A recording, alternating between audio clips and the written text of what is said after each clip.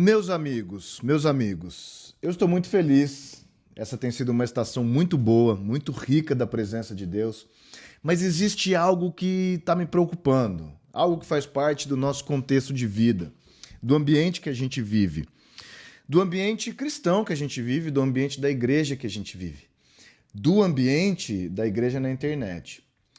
Talvez diferente de muitas pessoas, eu considero que a internet produz muito boas coisas. Eu sei que existe todo um outro lado ruim, um lado onde a internet promove coisas ruins, mas eu quero te encorajar hoje e nesses dias a você prestar muita atenção como você olha cada uma das coisas que você vê.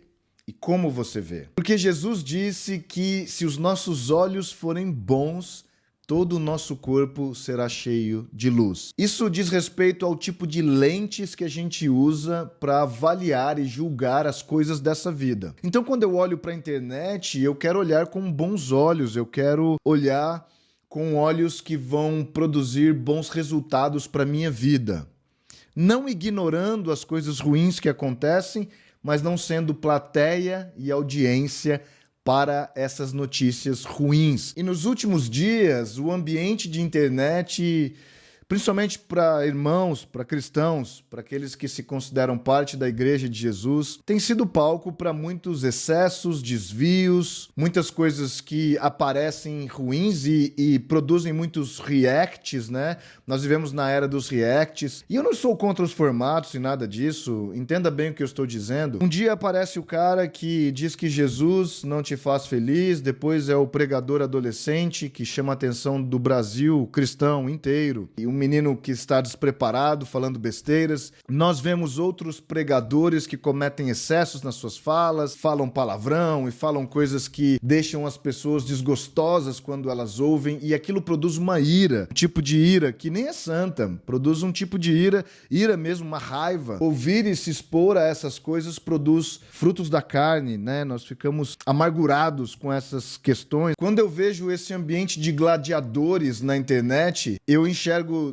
três pessoas, três partes desse ambiente. Um é quem fala essas coisas e quem aparece pregando e falando essas coisas. Mas depois disso são as pessoas que assistem, que dão audiência, as pessoas que fomentam essas coisas ruins que aparecem. Mas tem um terceiro ponto e fator aqui que para mim é aquilo que me preocupa bastante nesses dias, que é quem briga entre si e discute.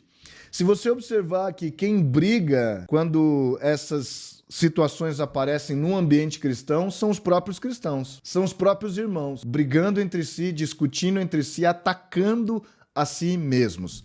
Eu não sei se existe um plano mais eficaz do inferno do que exatamente esse, que as pessoas da própria família se voltam contra si, porque um reino dividido, ele não pode permanecer, ele não pode durar. Um reino dividido acaba. É deteriorado. Então, quando nós olhamos para esse ambiente que poderia ser muito bom, e eu acredito que a internet tem muito ensino que edifica, tem muito testemunho que constrói, tem muita palavra boa, tem muita coisa boa que você pode reter e absorver da internet, mas tem esse outro lado. A internet se tornou a Globo dos crentes, onde as pessoas ficam assistindo as novelas caóticas, começam a se tornar um palco de horrores, onde as pessoas ficam brigando entre si, e o testemunho que nós damos para o mundo é péssimo, é bem ruim, porque hoje não basta você congregar na sua igreja, não basta você estar vivendo igreja com uma liderança que o Senhor estabeleceu na sua vida, com irmãos locais que Deus estabeleceu na sua vida,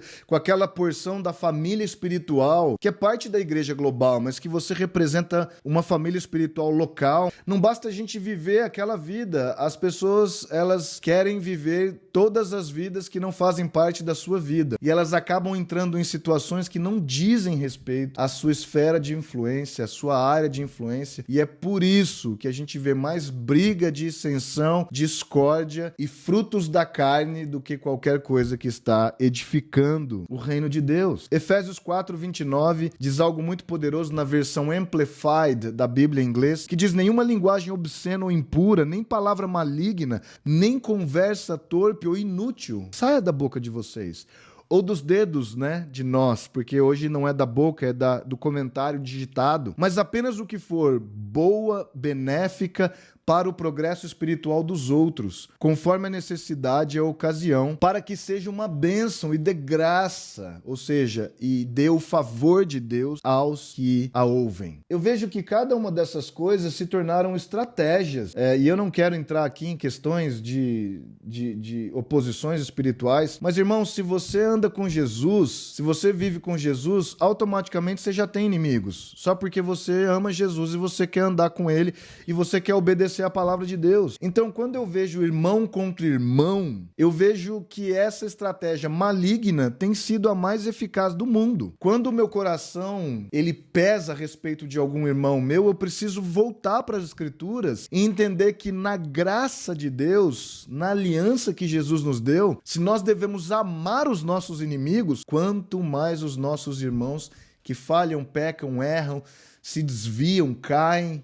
E eu nem estou falando de falsos, porque a Bíblia nos promete que existem falsos pregadores, profetas e até irmãos. Mas eu não quero entrar nessa questão porque eu não os conheço, não fazem parte do meu ambiente de relacionamento e certamente não faz parte do seu. Como é que nós vamos tratar cada uma dessas coisas que a gente tem visto nesses dias? Com que tipo de comportamento e postura, mas com que tipo de opinião? Será que nós queremos continuar emitindo a nossa própria opinião de homens que condenam outros homens? Ou a opinião de Deus que decidiu restaurar e redimir a terra, a humanidade inteira? Será que eu sou um porta-voz, um embaixador de boas notícias?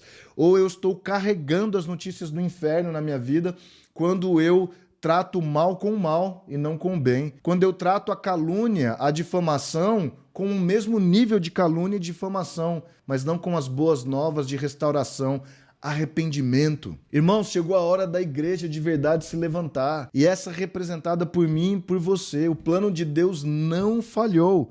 Eu tenho convicção que o plano de Deus não falhou, mesmo em meio a esses excessos, desvios, injustiças e corrupção que a gente vê nos nossos dias, dentro e fora da igreja. O plano de Deus não falhou. Jesus continua liderando a sua terra, liderando a sua criação, para que no final aconteça exatamente como ele planejou. É interessante porque quando eu leio o cânon da Escritura, essa palavra de Deus, eu não consigo ver a igreja dos primeiros dias construindo seus fundamentos sobre tudo que estava errado.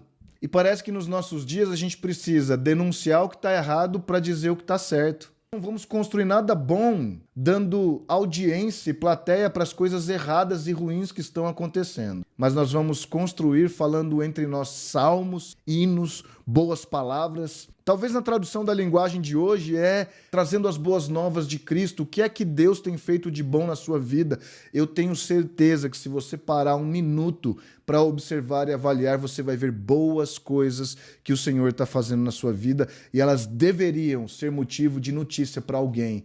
Quero te encorajar fortemente que você não seja mais uma plateia que vai dizer onde está a mãe desse menino, onde está o pastor do fulano, onde está o ciclano, esse não se submete a ninguém, e você começa a atacar pedras. Você lembra que os fariseus faziam exatamente isso nos dias de Jesus?